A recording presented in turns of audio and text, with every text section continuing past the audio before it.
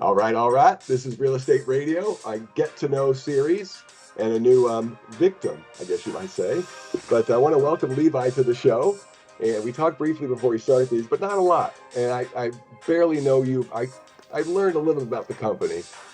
But Levi, I'll tell you, what we start with is music. So I was a radio guy. You know, God gave me a nice voice, so I was on radio. It was fun. But I feel like for conversation starters, I don't think there's anything better than music. Now, some people say, I hate music. I don't listen to anything. That might be the case. But Levi, I go with the old school Donnie and Marie. Are you a little bit country? Are you a little bit rock and roll? Or are you somewhere genre in between? This is like a really loaded question, actually. Sure. But and to not prepare for it, it's like when someone says, what CD are you going to bring to the deserted island? Well, first of all, I don't have CDs anymore. But anyway, it's kind of a so music is a really kind of a weird thing for me. I love music, just to be clear, but I was brought up in North London, and to give you a little bit of a background, just this is why it's a loaded question, okay? Because yeah, that's great. And I don't usually talk about this, but here we go. So I was brought up in North London. And my father was a scientist. He had a PhD in chemistry. My mother was kind of a musician and teacher. She actually studied to sing opera, and she got a diploma in music from the University of Manchester. So she played a number of different instruments, but she became incredibly religious, like as religious as you can get. She became very Hasidic. Was there anything tied to that? I don't know why she did it. Probably because, I don't know. Probably she was inspired. I don't know. But she didn't just become like religion or more religious. She became like very, very, very, very, right. And the rabbi who she was inspired by decided and told her that the only music that her children should be listening to and that they should have in the house are these Hasidic songs. And they were god awful, right? So, I mean, they could have been inspirational when people sang them together, etc. But the recordings of them, they weren't like professionally made recordings. So we were brought up like in a way where we saw the music, but we weren't allowed to listen to it. And so, although my mother was a musician, so we just didn't have this kind of music going on in the house in the way which most people would. And therefore, like all the traditional types of genres that people grow up with and therefore grow an affinity to, I just don't have. And the music which I was brought up with, wasn't that great, and therefore didn't have a love for it. So that's really interesting. So the answer to the question is like, I like all types of music. I very, very much enjoy country music. And I listen to, for background, etc. I listen to a lot of the, regular music which people would listen to today, whether it's,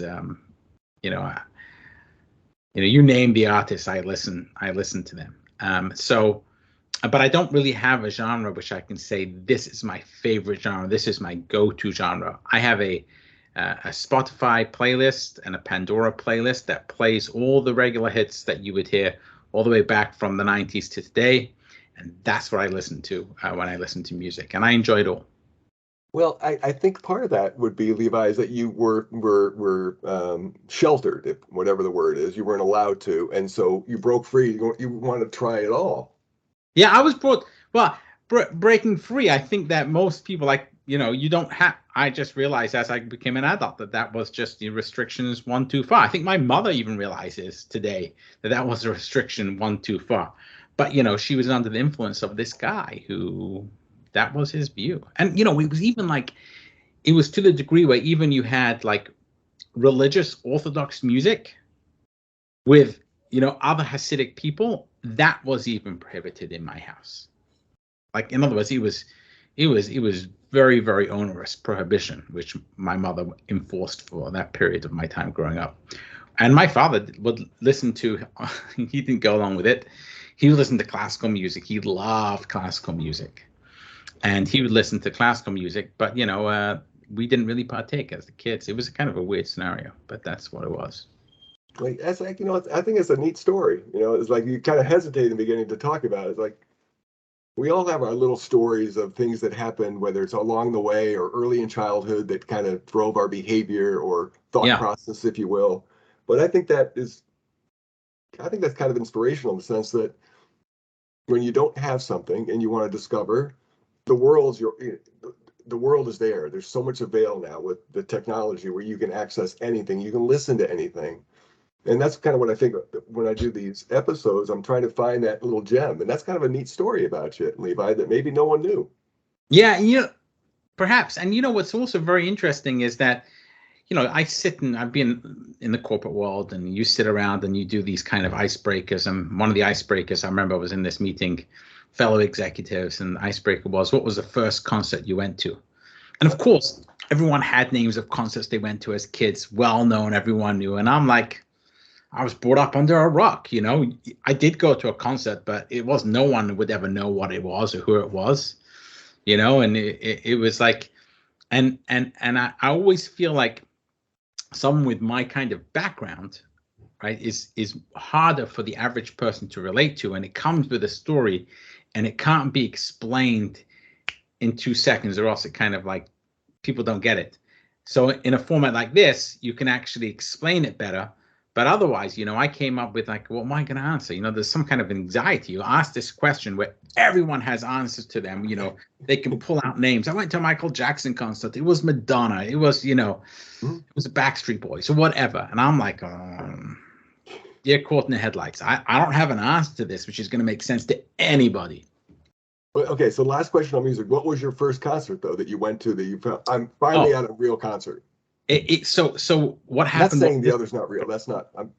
This was a kind of a weird story. So what happened was, so it's kind of related to the first part of the story. So there was this guy who came to London. I'm brought up in London, and there was like this Hasidic singer. His name was Avram Fried, and there was like a boys' choir called Silver Zemer, and they did a concert, and a lot of the people from the community went to the concert. And the rabbi, who I don't know whether it's for politics, whatever his reason was,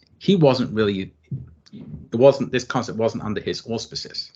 And when he found out that all the people in the community went to this concert, he kind of didn't like it. And that's when he came down and said, the only music which is allowed is this kind of other types of music. And even this Avram Fried guy, completely not allowed. And, sacrilege, et cetera, et cetera. And so the first it's kind of unbelievable, right? But this is what happened.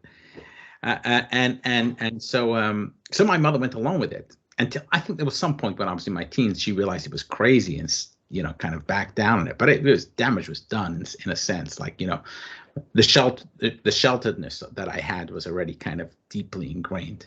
Understandable. Yeah. Yeah. But it was, that's what occurred. So the first concert I went to was this guy, Avram Fried, and Silver Zemer.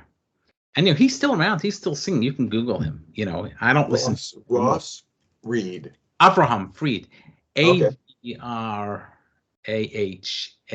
I think. Fried. And and he's quite famous in Israel. But I don't really listen to him anymore. That's not the kind of music I listen to nowadays. But that was the first concert I went to.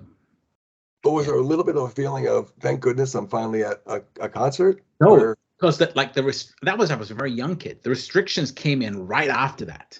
So the restrictions weren't in before that. Okay. The restrictions came in as a reaction to everyone going to this concert. It's like, I don't know how I can describe it. It was like, looking back at it, it's really, really strange that occurred. The result perhaps of one man's ego. Yeah. Yeah, well, that can lead to our wonderful world of real estate. There's no egos in real estate, that's for sure.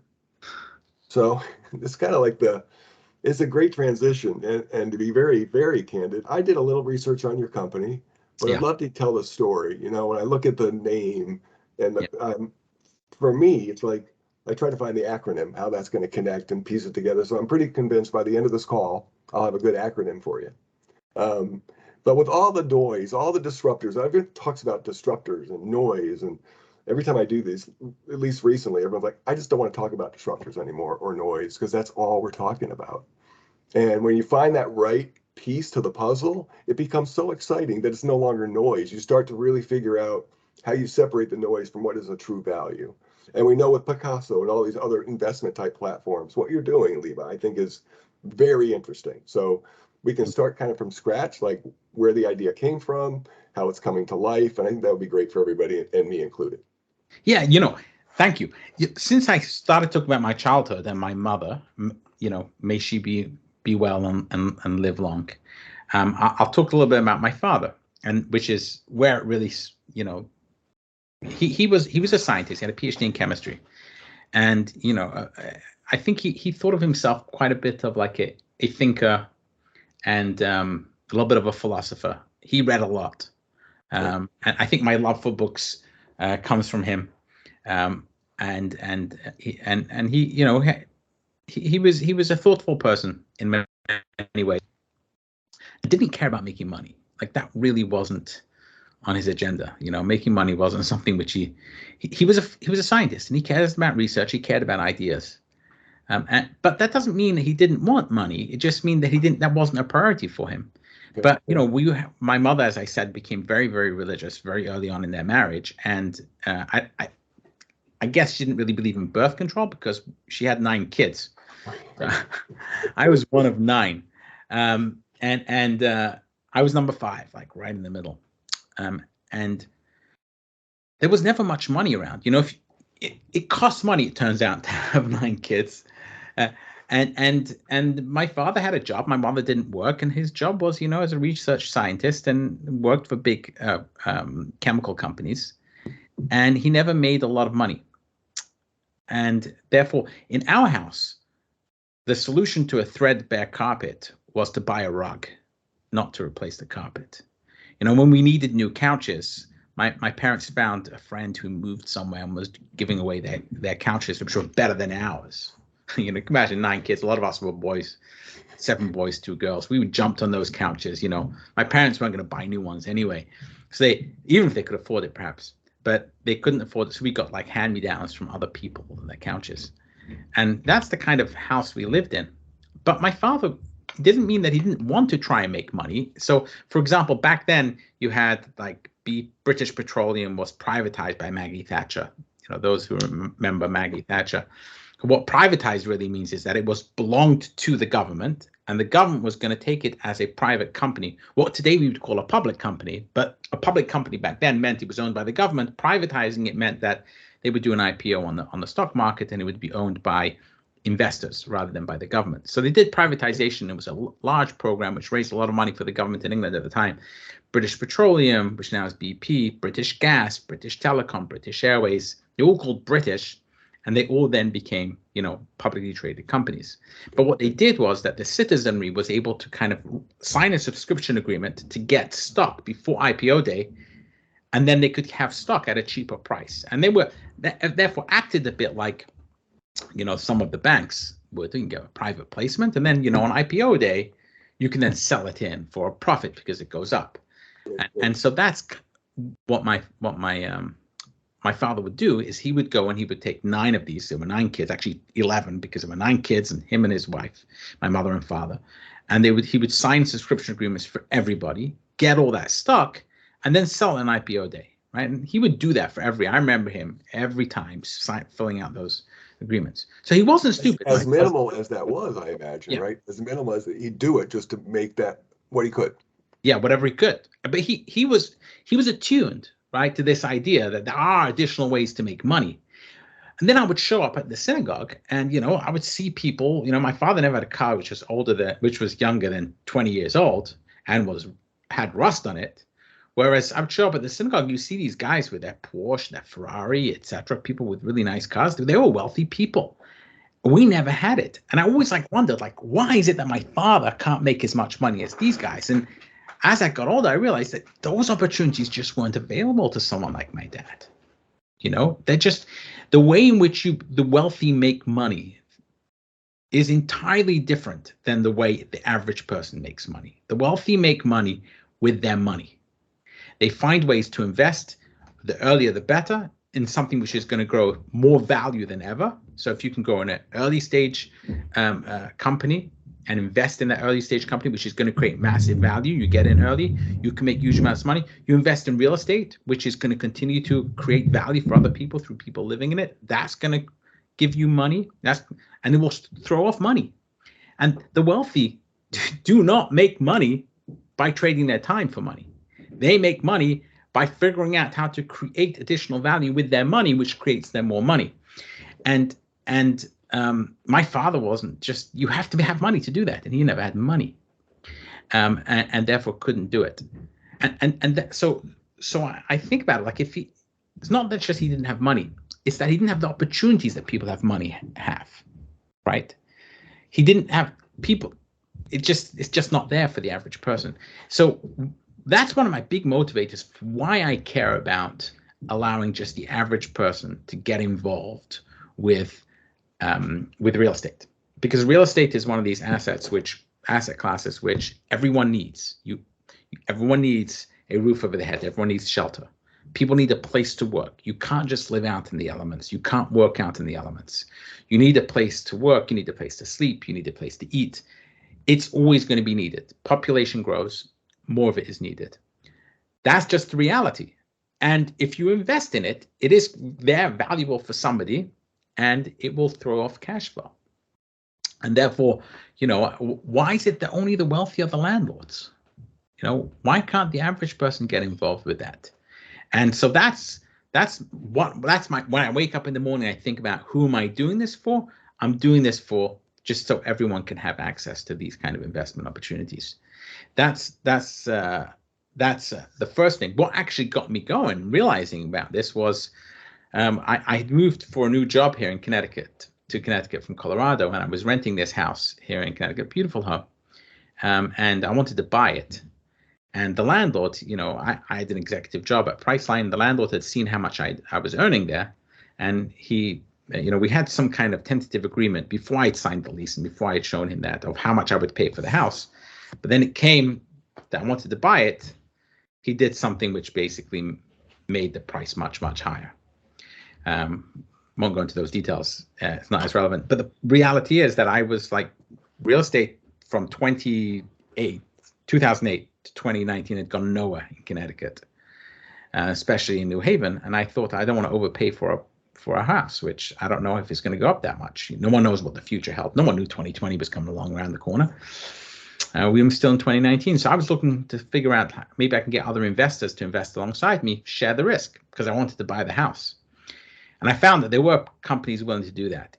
And those companies, won't say the name, because I don't recommend anyone go and get money from them. Because the IRR, when you break it down into an IRR, right, what the rate of return these guys are making, even if on an appreciation rate of 3.9%, which is the average appreciation rate in the United States has been over the last 60 years, if you average it out, their IRR is their return rate is in the 30s.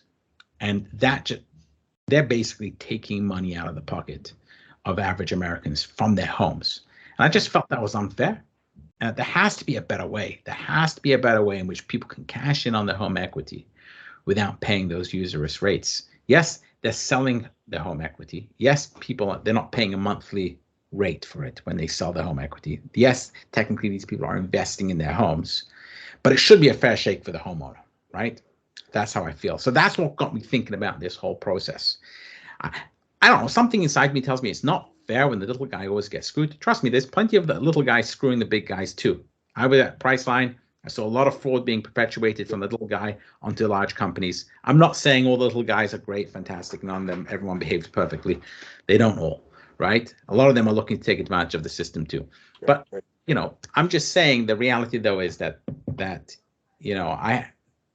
person who wants to play by the rules and the person who wants to kind of do the right thing, they should have a fair shake. Yeah, and so that's all. I think, Levi, the fact that it's kind of driven by Pop in that long way, going back to childhood and watching the little frustration or unraveling why he was not able to do what you thought he'd be able to do, and then figuring out maybe there's a way we can do it. Yeah. And when I look at Picasso, I think that's an amazing thought about partial ownership. But we're talking $500,000-$600,000 to get in that game. But for the Yeah. average guy like me to have $1,000 to put in the real estate game, I can now do that. Yeah. Because of what you're building. Yes.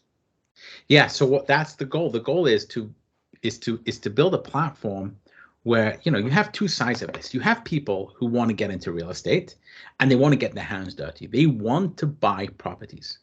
But, you look around and you say, well, property now, a decent 3-family home is going to set you back, if as an investment property, $300,000, 25%, that's 75 grand. You need plus closing costs, you need $90,000. The average person just doesn't have $90,000 in their pocket. Yeah. Well, but I want to tell you, like the professional real estate investors never put down 25% of their own money. They put down 10% of the down payment of their own money. So that means if it was $90,000, they would put $9,000 down, and they raise the additional 90% from investors. So the additional $81,000 comes from investors, and they get paid to manage the entire deal, and investors get paid parts.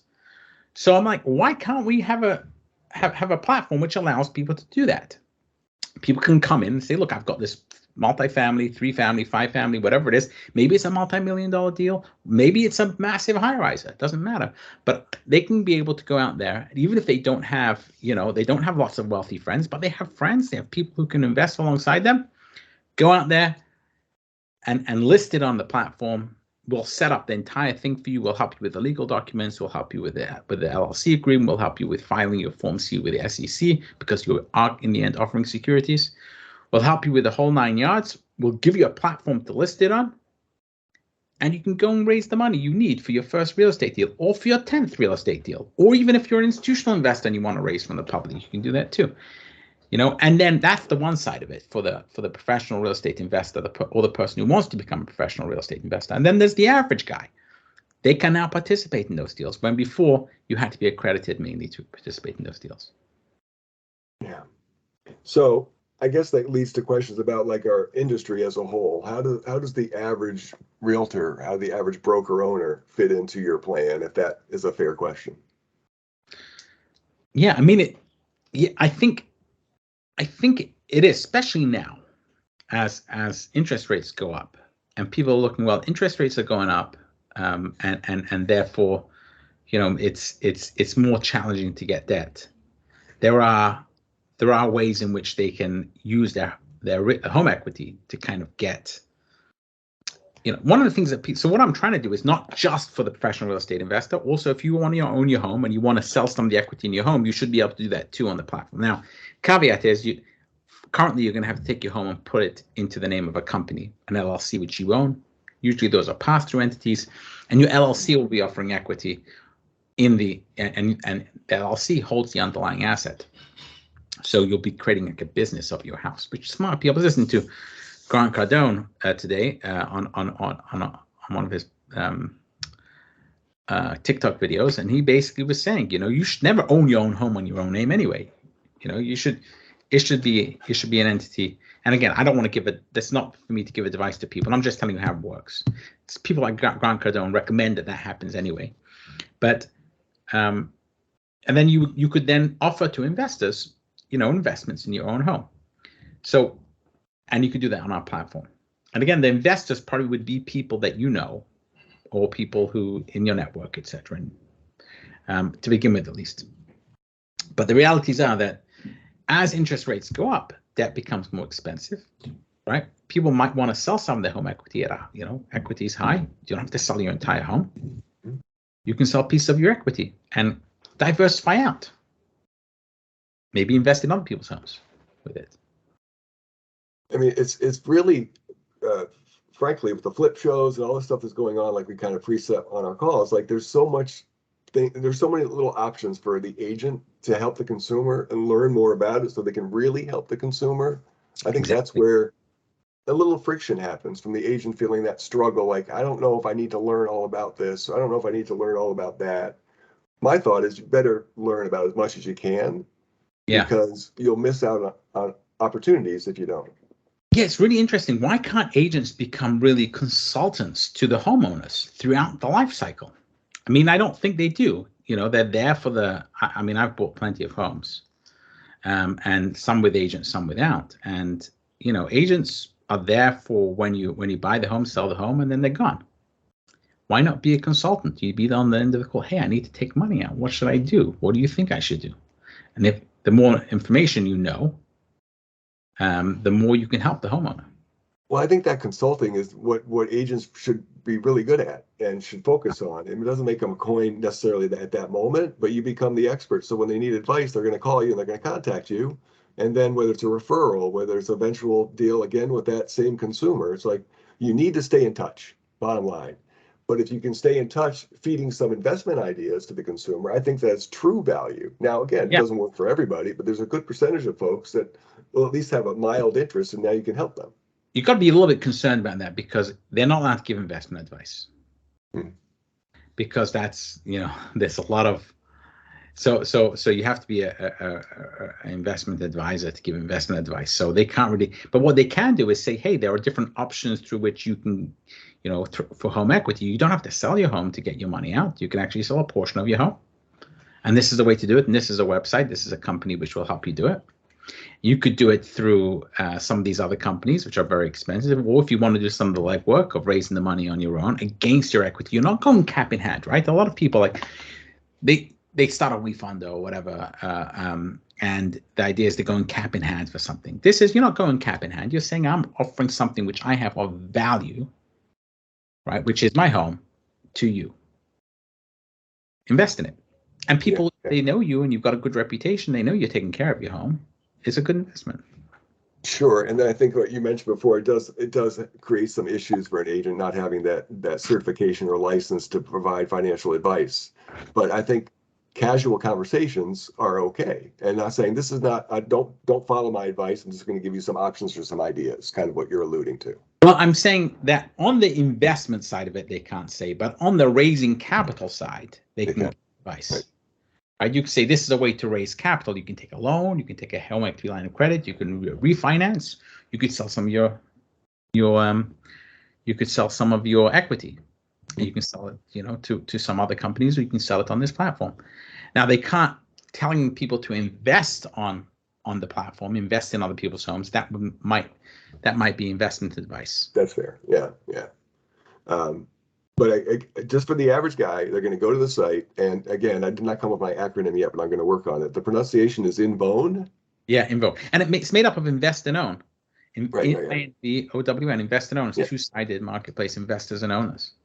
Yeah, but so I try to make things way too complicated by actually attaching an acronym to the entire There's got to be, I get it. Invest, own. It makes sense. Yeah. So John, don't make it any more complicated. Step away from the acronym. But be my guest too. Right on. So, are you corporate guys? Because corporate guys love these acronyms. Yes, well, that's what I found. I've actually found that all of all these entrepreneurs, these young guys, startup companies that say, "I'm going to get that to my marketing team, and they'll have it out on social media by this afternoon." I said, "Okay, I don't need complete credit, but a little acknowledgement would be nice." Yeah. The bucket list is kind of the last question I like to get to. Is there something on your bucket list? But before I get there, realize that you're in Connecticut. I did not know that. I'm here in Sandy Hook. Oh, really? Wow, you're close by. Yeah. So right down 34, we can have some lunch. Yeah, let's do it. Right on. Okay, so bucket list for me is fun because not everyone has a list. Not that I didn't have one, but I'm building on mine because of these shows. And I didn't think about certain things. Like, it's not necessarily I want to get that attainment. It's more about experiences and creating a memory, I think, for the most part.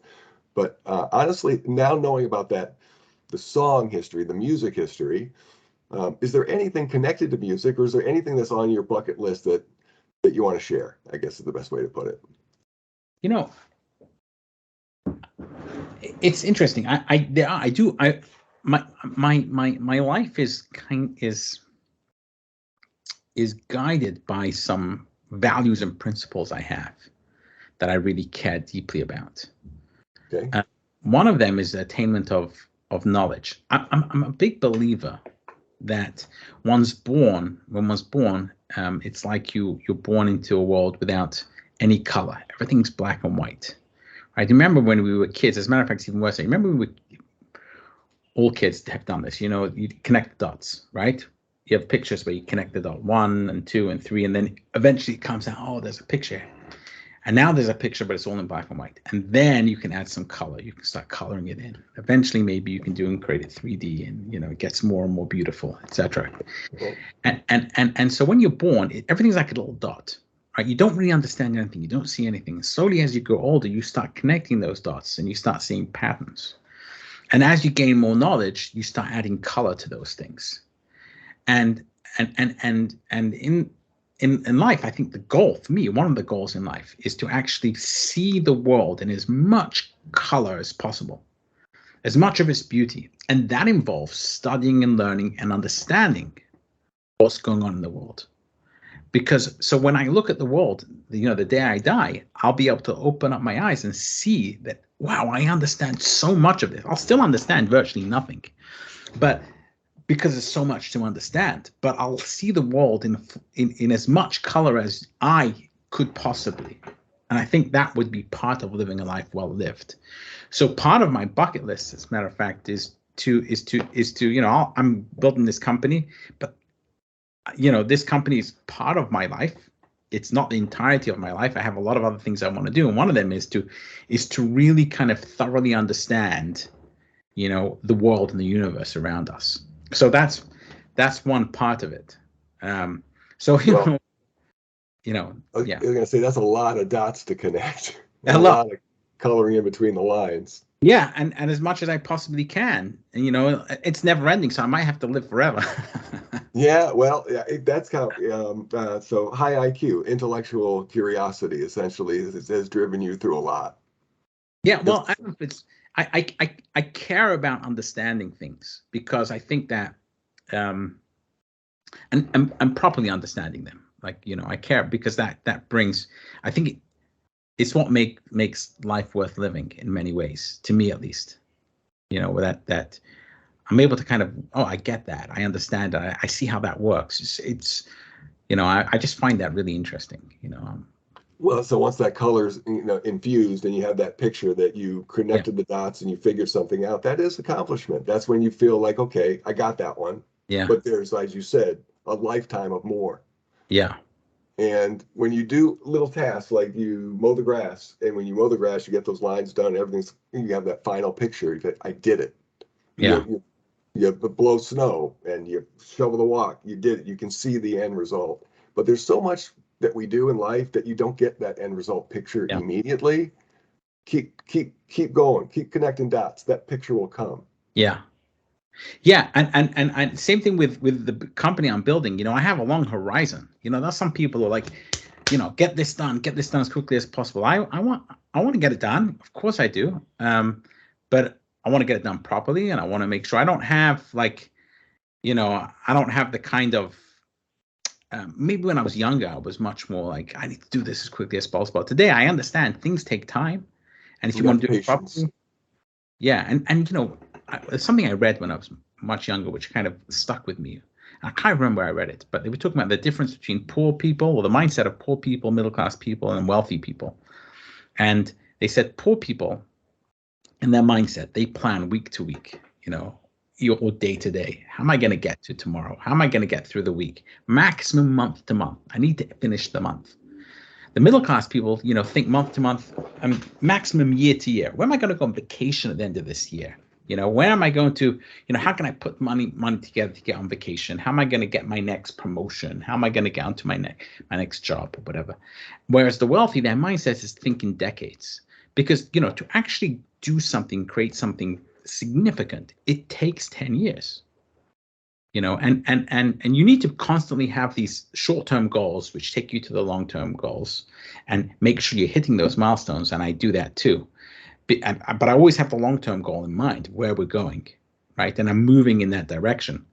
It just often it takes a while. And sometimes in the minutia of every day of doing things, you just don't see You don't feel necessarily the progress necessarily. You look back and you say, wow, I've gone far. But, since you're doing it, but it's step by step. And as long as you're going in the right direction, you'll get there eventually. And so I have decade-long goals, always have had since I was in my 20s. Well, I'm going to spend more time on the site.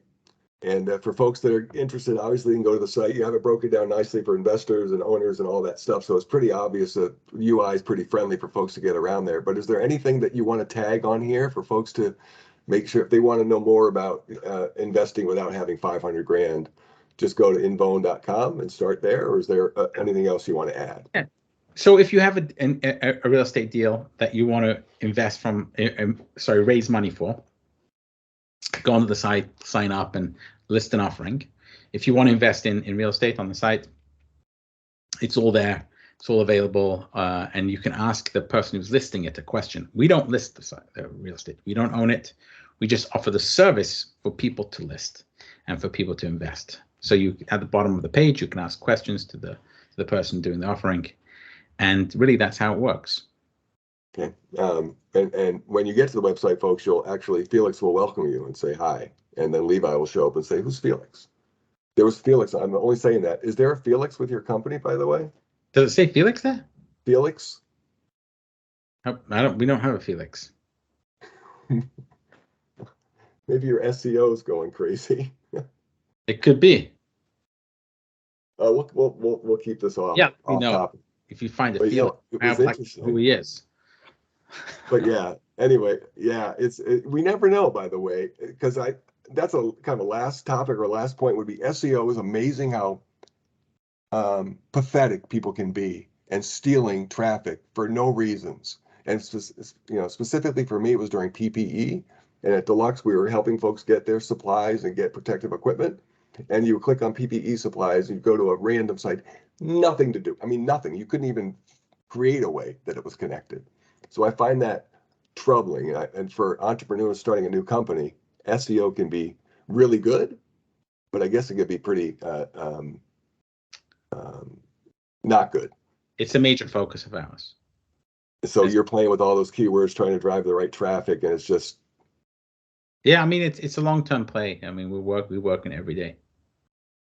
Yeah, because otherwise you're paying for every single eyeball, and that can get really expensive, and it's not sustainable long term. It's you need to be able to drive organic traffic, which is and that's where I mean look at any of these companies, what's going on out there. I just think that this is a great place for you to be right now, that folks are interested. All these shows, all the reality shows are kind of connecting to flipping, investing in real estate like never before, as far as I'm concerned. I mean, the focus on investing in real estate, it's always kind of been there, but for the average person, it's like, this isn't for me. But now you can find out it might be for you. And I think that's a great way to. I worry a lot about this. I spend quite a bit of time worrying about it because that's partly because of your dad, right? Well, but here's what I don't want to do. What I don't want to do is create a situation where people pile into an investment and then lose money. So I think very carefully about how we do this. There are plenty of things we could be talking about and doing, which I don't talk about and don't do because it might potentially hurt the little guy, right? It might make me more money. It might make my company more successful more quickly, but I won't do it because there's, and the day I die, the other thing I'm going to ask myself is, was the world or was humanity better off for my existence or not? And if I can't answer that with a very affirmative yes, I won't die a very happy man. So it doesn't matter. The money, I think another thing I picked up from my father, was never about the money. It's never about the money for me either. Making money is not a bad thing. I'm not saying that I haven't made any oath of poverty, but you have to be able to make money and do good at the same time, or else it's not worth it. Well, one of my tags on LinkedIn is always be kind, and I'm pretty sure you're in that category. And I have the other ones, be a positive impact person. And my guess is you follow that one too. Yeah, I try very hard. I'm not saying I'm always perfect at it, but I try very hard. No, but a smart guy with some good stuff, and I certainly think that folks should at least head to the site if you have any interest in investing in real estate, some paths that you can go for that certainly Levi and team can help you with. So I really appreciate you jumping on. Very casual. I told you it's going to kind of weave and go, and that's what we did. And I really enjoyed getting to know you a little bit. And we always end with just a good day. Yeah, thank you. Thank you very much. You too. נושם את האוויר, האור והצל משחקים שוב תופסת. השולחן ערוך, תמונות ילדות על הקיר, שיירות לבנות חוזרות מבית כנסת. והריח הזה שזורק לי